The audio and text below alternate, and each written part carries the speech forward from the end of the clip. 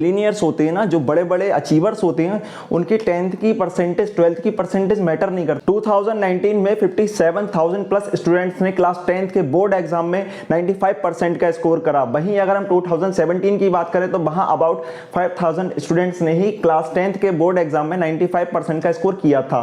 तो ये नंबर जो है वो इतना रैपिडली ग्रो हो रहा है, तो आपके पास भी बहुत सारी अपॉर्चुनिटीज हैं कि आप अपने आने वाले बोर्ड एग्जाम में क्लास 10th में 95% का स्कोर कर सकते हैं। क्योंकि आपके पास यहाँ पर एक अपॉर्चुनिटी या आपके पास एक प्लस पॉइंट ये है कि आपके पास जो सिलेबस है वो पहले कभी इतना कम नहीं रहा था, क्योंकि कोविड की वजह से यहाँ पर 30% जो सिलेबस है वो रिड्यूस हो गया।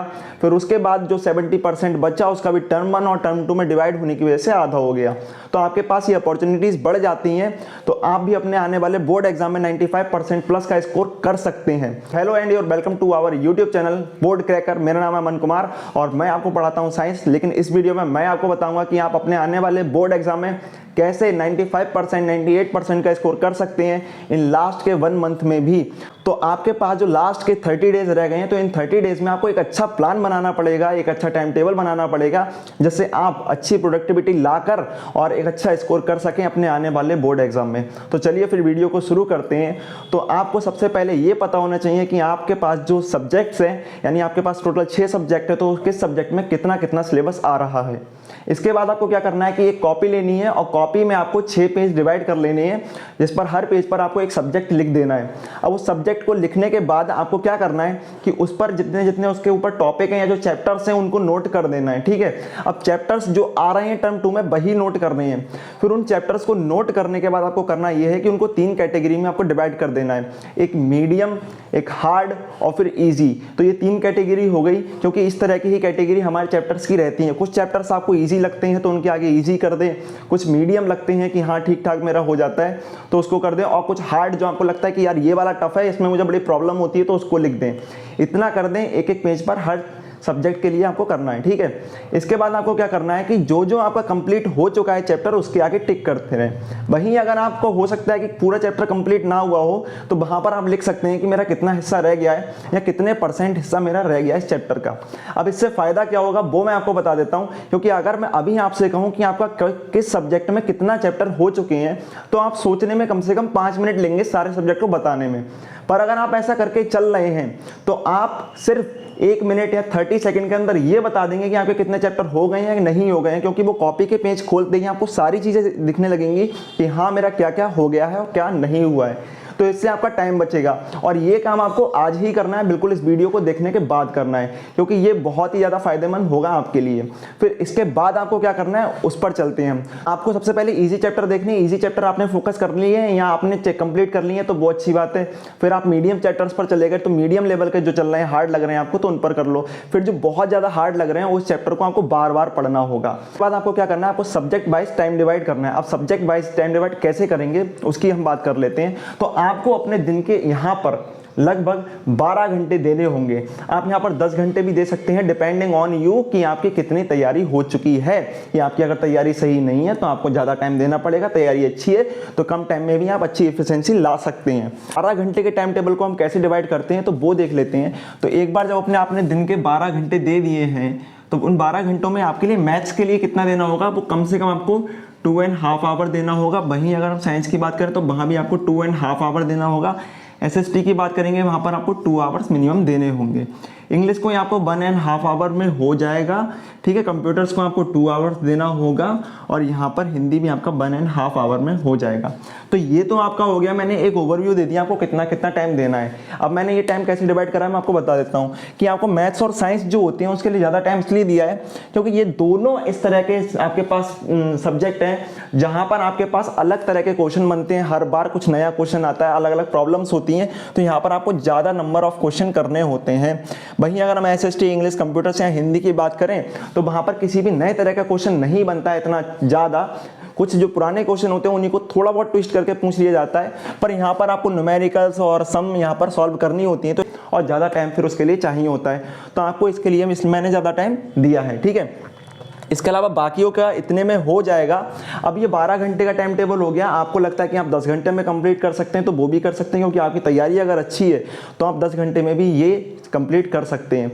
तो आपने एक बार इतना टाइम दे दिया है, फिर आपको डेली एक रूटीन बनाना है पूरे दिन का। ये डेली रूटीन ही है पूरे दिन का। तो इसके बाद आपको ये करना है कि आप जब एक सब्जेक्ट पढ़कर दूसरा सब्जेक्ट पढ़ने जाएं तो उसके बीच में एक टाइम ले लें। अब वो टाइम होगा आपका रिफ्रेशमेंट का टाइम, पर ये रिफ्रेशमेंट आपका मोबाइल फोन से नहीं होना चाहिए, बिल्कुल भी नहीं होना चाहिए, किसी भी गेम से नहीं होना चाहिए, क्योंकि वो आपका डिस्ट्रैक्शन का सबसे बड़ा कारण है, क्योंकि वो आपको डिस्ट्रैक्ट कर देगा और आप तैयारी नहीं कर पाएंगे। आपका जो रिफ्रेशमेंट है वो किसी और चीज़ से होना चाहिए। आप कोई गेम खेल सकते हैं, फिजिकल एक्सरसाइज कर सकते हैं, फिजिकल गेम खेल सकते हैं, या मे बी आप जो भी कर रहे हैं यार तो टीवी वगैरह देख लें, पर मोबाइल फ़ोन से हो सके तो दूर रहें, क्योंकि आपने अगर एक बार शुरू किया तो आप रुकेंगे नहीं, काफ़ी टाइम उसमें दे देंगे। क्योंकि यहाँ पर आप थोड़ा थोड़ा बोर होना जब महसूस करेंगे तो आपको थोड़ा थोड़ा क्या करना है ना, बार बार अपने दिमाग में रिकॉल करना है कि मेरा एम क्या है। क्योंकि यहाँ पर आपको ध्यान देनी है कि डिस्ट्रैक्शन हो क्यों रहा है। सबसे पहले तो ये देख लो ना, डिस्ट्रैक्शन हो क्या रहा है। डिस्ट्रैक्शन होने का रीज़न ये है क्योंकि आप अपने एम को लेके सीरियस नहीं हो। आपको उस एम में कुछ ऐसा प्रोडक्टिविटी दिखती नहीं है। आपको लगता है कि मैं कर भी लूँगा तो मेरा कोई इतना बड़ा फ़ायदा नहीं होने वाला है। पर कमाल की बात यह है कि आप जो फालतू काम मोबाइल पर कर रहे हो उससे तो बिल्कुल भी भला नहीं होने वाला है। अब यहाँ पर कई सारे बच्चों का ये रहता है एक्सक्यूज़, भैया लीनियर्स होते हैं ना, जो बड़े बड़े अचीवर्स होते हैं, उनकी 10th की परसेंटेज 12th की परसेंटेज मैटर नहीं करती है, बिल्कुल मैटर नहीं करती है। पर आप खुद सोचो, आपके लिए जो टास्क अभी मिला हुआ है, जो टास्क आपके पास अभी है, जो आपके पास एम अभी है, अगर आप उसमें अपना 100% नहीं दे पा रहे हैं तो जो मिलीनियर्स की आप बात कर रहे हैं, अचीवर्स की बात कर रहे हैं, उनका डेडिकेशन लेवल बहुत हाई होता है, क्योंकि वो जिस काम में लगे होते हैं उसमें अपना 100% देते हैं। पर आप जो काम है उसे छोड़कर दूसरा कर रहे हो, और जो दूसरा कर रहे हो ना मोबाइल फोन में करने का, वो भी प्रोडक्टिव नहीं है। अगर आप कुछ और कर रहे होते हैं, आप एक अच्छे सिंगर हो, आर्टिस्ट हो, तो आपको हो सकता है कि आप स्टडी में अच्छे ना हो तो आप वहां फोकस कर सकते हैं, क्योंकि वहां आपके लिए फ्यूचर है। पर अगर आपके पास सिर्फ और सिर्फ स्टडी करनी है तो आपको वहां अपना 100% देना होगा और 95% 98% का स्कोर करने की तरफ जाना होगा, क्योंकि वही आपके पास एकमात्र रास्ता है। अब यहाँ पर अपना इतना टाइम डिवाइड करने के बाद आपको इसको पढ़ना शुरू करना है। तो पढ़ते हुए आपको ध्यान देना है कि जब हम पढ़ रहे हैं सबसे पहले एनसीईआरटी नोट्स को कंप्लीट करना है। अब एनसीईआरटी नोट्स जिन जिन के हैं, सारे जो आपके पास सब्जेक्ट्स हो गए, सभी सब्जेक्ट्स के आपको एनसीईआरटी नोट्स कंप्लीट कर लेनी है। इसके बाद आपको साइंस में और मैथ में एग्जाम्पलर प्रॉब्लम्स लगानी है एनसीईआरटी की।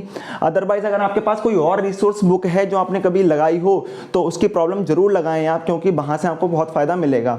अब यहाँ पर जो रिसोर्स बुक आप सोच रहे हैं कि मैं अभी से लगाना शुरू कर दूँ, आपने अभी तक नहीं लगाई, तब भी आप कर सकते हो, क्योंकि आपके पास इतना इनफ टाइम है कि आप अभी भी रिसोर्स बुक लगा सकते हो। पर ज़्यादा क्वेश्चन मत लगाना, पर हाँ एक ठीक ठाक नंबर ऑफ क्वेश्चन अगर आप साइंस के और मैथ के सॉल्व कर लेते हैं तो आपको काम हो जाएगा। वहीं आप एसएसटी, इंग्लिश, कंप्यूटर, हिंदी या बाकी सब्जेक्ट की बात करें, यहाँ पर इंपॉर्टेंट क्वेश्चन वगैरह को देखते रहें। अब यहाँ पर आपको सबसे पहले पीवाईक्यूज देख लेने। पीवाईक्यूज से आपको ये पता चल जाएगा किस टाइप के क्वेश्चन और कैसे पूछे जाते हैं, तो आपको ये पता चल गया। फिर उन क्वेश्चन को सॉल्व करना है। फिर उन क्वेश्चन को सॉल्व करने के साथ साथ आपको ये करना है कि अगर आपको ऐसा लगता है कि कोई क्वेश्चन थोड़ा सा इंपॉर्टेंट लगता है या आपको याद करने में थोड़ा सा हार्ड लगता है, तो आप उसको स्टार मार्क कर सकते हैं या इंपॉर्टेंट लिख दो, क्योंकि आपके लिए हो सकता है वो एग्जाम में पूछा जाए। क्योंकि ज़्यादातर ये होता है कि जो चीज़ें हमें नहीं आती है ना, वो ज़्यादा इंपॉर्टेंट होती हैं। ऐसे फैक्ट है, मतलब ज़्यादातर के साथ ये होता है कि यार मुझे ये वाला नहीं आता था, वही आ गया एग्जाम में। तो ऐसा ना हो तो आप उसको स्टार मार्क कर लें, उसको 2 से 3 बार पढ़ें, क्योंकि वो तब जाके समझ में आ जाएगा। ठीक है। अब फिर इसके बाद आपको क्या करना है, आपको फिर सैंपल पेपर करने हैं। अब आपको हर जो सब्जेक्ट है उसका सैंपल पेपर लगाना है। अब यहाँ पर मैथ और साइंस के लिए मैं ज़्यादा कहूँगा, क्योंकि उनके सैंपल पेपर आपको ज़्यादा लगाने होंगे। तो कम से कम आप इसके 3-3 सैंपल पेपर लगा लें, और बाकी सबके यहाँ 2-2 सैंपल पेपर मिनिमम लगा लें या 1-1 सैंपल पेपर लगा लें। तो आपको ये सैंपल पेपर लगाने के बाद आपको ये पता चल जाएगा कि आप कितना अच्छा स्कोर अभी कर पा रहे हैं। अगर आप सैंपल पेपर में 95% नहीं कर पा रहे हैं तो आप खुद सोचिए आप बोर्ड के एग्जाम में 95% कैसे कर लेंगे। तो पहले आपके सैंपल पेपर में 95% आने चाहिए, 90% प्लस आने चाहिए। तो यहाँ पर आपको सैंपल पेपर करना है, इससे आपको ये पता चल जाएगा कि मेरी मिस्टेक एक्चुअली हो कहाँ रही है। तो इससे जो मिस्टेक आपकी निकलेंगी आप उससे इंप्रूव करेंगे, और इंप्रूव करेंगे तो इससे आपका फायदा होगा और आप अपने आने वाले बोर्ड एग्जाम में अच्छा स्कोर कर पाएंगे। तो आपको सबसे पहले एनसीईआरटी नोट्स कंप्लीट करने हैं, पीवाईक्यूज करने हैं, इंपॉर्टेंट क्वेश्चन को देखना है। ठीक है, उनको छोड़ना नहीं है। आपको लग रहा है कि नहीं हो रहा है याद मुझसे, मैं छोड़ दूं, बिल्कुल भी नहीं छोड़ना है। इसके बाद आपको सैंपल पेपर करनी है, और अगर आपके पास कोई रिसोर्स बुक है मैथ साइंस की तो आपको रिसोर्स बुक भी लगानी है। तो इतना सब अगर आप कर रहे हैं, साथ में आपको जो जो चैप्टर कंप्लीट होता जा रहा है उसको आप उस पेज पर लिखते रहें, जो मैंने आपको पहले बताया था कि यहाँ पर मेरा ये चैप्टर कंप्लीट हो गया, ये चैप्टर कंप्लीट हो गया। इससे आपको सिर्फ 2 मिनट के अंदर ये ओवरव्यू मिल जाएगा कि आपका कितना सिलेबस कंप्लीट हो चुका है और कितना सिलेबस कंप्लीट नहीं हुआ है। पर ये सब चीज़ें सुनने में तो बहुत अच्छी लगती हैं कि हाँ इतना टाइम टेबल डिवाइड कर लिया मैंने और ये लिख दिया और करना शुरू कर दूंगा, पहले ये करूंगा वो करूंगा, सब सब कुछ कर लूँगा।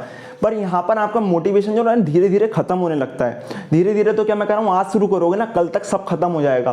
तो ये मोटिवेशन आए कहाँ से कि मैं रुकूँ ना, मैं पहले दिन से शुरू करूँ और बोर्ड के एग्जाम खत्म होने तक मैं रुकूँ ना, ये मोटिवेशन मुझे कहाँ से मिलेगा?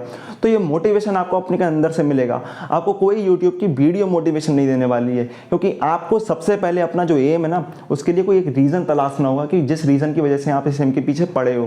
क्योंकि अगर आपके पास कोई रीज़न नहीं है तो बिना रीज़न के आप खुद सोचिए कोई काम नहीं करोगे। पर आपके पास अगर एक स्ट्रॉन्ग रीज़न है कि जिसकी वजह से आपको अपने बोर्ड एग्जाम में 95% का स्कोर करना है, इवन इसको छोड़ो जितने भी एम हमारी ज़िंदगी में होते हैं, अगर आपके पास रीज़न ही नहीं है तो आप एम को अचीव नहीं करोगे। अपने आप से आपका मन नहीं करेगा, क्योंकि आपके पास कोई भी रीज़न ना होने की वजह से थोड़ी देर करोगे, फिर लगोगे क्यों कर रहा हूँ मैं, मुझे क्या फ़ायदा होने वाला है इससे। तो वो सारी चीज़ें आपको बार बार डिस्ट्रैक्ट करेंगी।